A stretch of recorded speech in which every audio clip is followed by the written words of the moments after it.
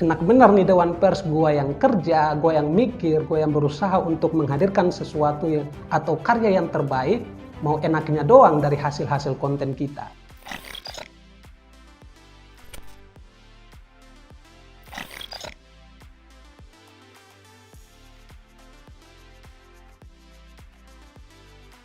Oke baik, Assalamualaikum warahmatullahi wabarakatuh teman-teman sekalian. Kembali lagi dengan saya Ibrahim Malik Fatsei dalam sesi video kali ini. Teman-teman sekalian, belum lama ini publik atau masyarakat Indonesia, lebih khususnya untuk kita-kita konten kreator, dihebohkan dengan sebuah kabar terbaru dan cukup menuai polemik di tanah air, baik itu konten kreator pemula maupun yang sudah sukses atau eksis di dunia digitalisasi hari ini. Kabar itu terkait dengan rencana pemerintah untuk mengesahkan undang-undang baru, yaitu Perpres Publisher Right atau jurnalisme yang berkualitas yang diusulkan oleh pihak Dewan Pers. Sebenarnya teman-teman sekalian, kalau kita baca aturannya dengan rinci dan benar nih, bahwa niat dari Perpres Publisher Right ini sebenarnya baik. Klaimnya sih untuk menghadirkan basis informasi di Indonesia itu berkualitas, serta berusaha untuk menghindari konten-konten negatif. Misalnya konten-konten yang berpotensi untuk memicu konflik SARA, konten-konten hoax, dan lain sebagainya. Namun yang menjadi masalahnya dalam Perpres ini adalah hak-hak yang diminta oleh pihak Dewan Pers itu sangat tidak sesuai dengan tujuannya sendiri.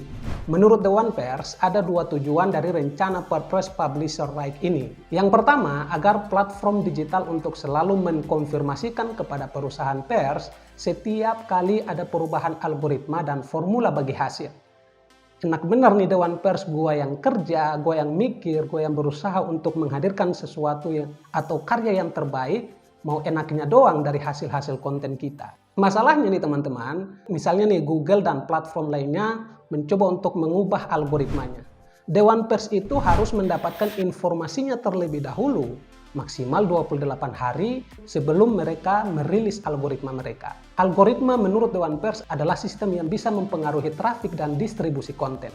Dengan harapan, konten jurnalistik bisa menyesuaikan update algoritma terlebih dahulu dibandingkan konten kreator. Teman-teman sekalian, di sini kan bisa kita tahu ya bahwa Dewan Pers itu sebenarnya malas barangkali, terutama dalam mengikuti arus sejumlah aturan internal platform-platform ini termasuk untuk mengikuti algoritmanya. Kita coba ibaratkan seperti seorang siswa di sekolah yang saat diberikan tugas oleh gurunya agar mendapatkan nilai yang sempurna, siswa itu malah meminta kunci jawabannya ke gurunya sendiri. Dan ini teman-teman sekalian tentunya sangat curang dan malas. Mungkin Dewan Pers itu memang jelas malas-malasan kali ya. Selain perubahan algoritma teman-teman sekalian, Dewan Pers juga meminta untuk diberi formula bagi hasil dan sistem periklanan di platform digital, baik itu di YouTube, TikTok, Instagram, maupun platform-platform lainnya hari ini. Harapannya agar tercipta negosiasi bagi hasil yang adil antara platform digital dengan perusahaan Dewan Pers. Wah, makin gila ini Dewan Pers ini kan. Kemudian yang kedua adalah menekan konten pemberitaan tertentu.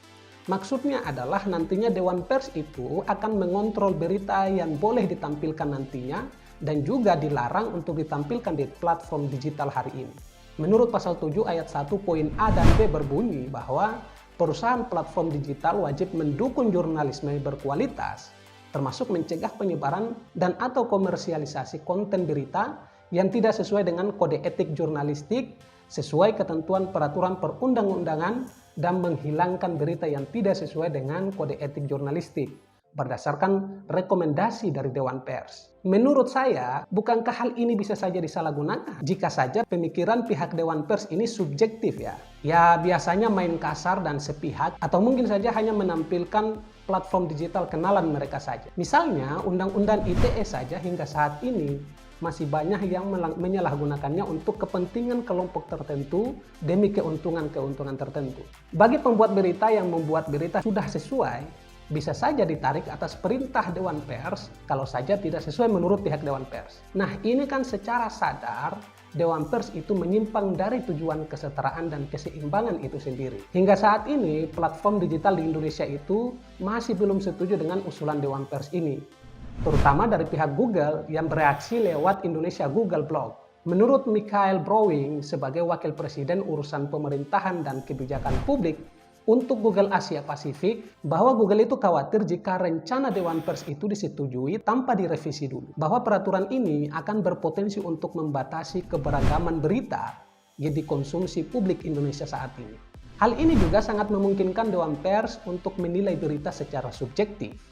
Langkah Dewan Pers ini, teman-teman sekalian, mengingatkan kita pada tugas Departemen Penerangan yang bubar pada tahun 2002 silam. Selain itu, Perpres ini juga, teman-teman sekalian, tidak sejalan dengan misi Google atau platform digital lainnya untuk memberikan informasi yang mudah untuk diakses oleh masyarakat. Peraturan ini juga akan memberikan efek kepada Google secara langsung untuk menyediakan informasi yang relevan, kredibel, dan beragam kepada penggunanya. Meskipun teman-teman sekalian, aturan ini terkesan efektif untuk memberantas informasi hoax, akan tetapi yang bukan hoax nantinya juga dikhawatirkan ikut dilindas sama Dewan Pers. Masih banyak kasus serupa yang bisa saja dihapus oleh pihak Dewan Pers. Harusnya kan kalaupun ada kekurangan, hal itu yang diperbaiki oleh Dewan Pers. Bukan malah sebaliknya membuat aturan standar tertentu dari Dewan Pers sendiri. Selain itu ada dampak yang sangat signifikan jika Perpres ini berlaku saat ini. Yang pertama, secara otomatis dengan Perpres Publisher Right ini yang diklaim untuk jurnalisme yang berkualitas ini,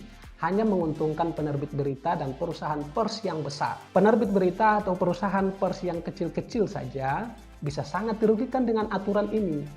Karena saat mereka menerbitkan berita, mereka harus meminta verifikasi dan informasinya disaring oleh Dewan Pers. Ini sama saja menghambat mereka untuk berkembang dan informasinya tidak bisa dinikmati oleh masyarakat atau publik. Masyarakat makin sulit juga untuk mendapatkan informasi yang beragam dan relevan sesuai dengan kebutuhan individu dan juga sesuai dengan kebutuhan zaman. Kemudian yang selanjutnya adalah mengancam keberadaan media dan konten kreator. Konten kreator berita misalnya seperti kita-kita juga akan ikut terkena imbasnya dari Perpres Publisher Right ini. Dalam pasal 7 ayat 1.f misalnya, yang berbunyi tidak mengindeks dan atau menampilkan konten jurnalistik yang merupakan hasil daur ulang dari konten media lain tanpa izin pihak medianya. Artinya teman-teman sekalian, kita harus meminta izin terlebih dahulu jika mengutip dari media lain. Ya ini memang sah-sah saja, yang biasanya hanya cukup dikasih kredit atau sumbernya saja. Nantinya jika peraturan ini berlaku, harus meminta izin terlebih dahulu yang mana sangat menguntungkan media dan konten berita tertentu. Jika aturan ini berlaku, maka pihak-pihak perusahaan besar itu meraup keuntungan besar dari aturan ini. Hal ini juga berpotensi Google tidak akan menampilkan berita di tanah air. Salah satu Dirjen Informasi dan Komunikasi Publik Kementerian Komunikasi dan Informatika Republik Indonesia, Pak Usman Kanson, juga turut merespon hal ini dengan menegaskan bahwa akan memberikan sanksi tegas jika itu benar-benar terjadi dengan dalih Google menyebarkan hoax. Ini kan kesannya berita yang benar hanya dari media yang besar doang. Dan Google pun dituduh hanya merujuk dengan menampilkan berita-berita yang sumbernya dari media-media kecil dan bahkan kemungkinan dituduh hoax. Selain itu, bagi konten berita yang terkadang mengutip dari media luar negeri, konten kreator lain juga bisa berpotensi terancam untuk dihapus atau diberikan sanksi tegas lainnya. Terutama konten kreator edukasi ya teman-teman sekalian, yang kerap sekali mengutip dari media-media luar negeri.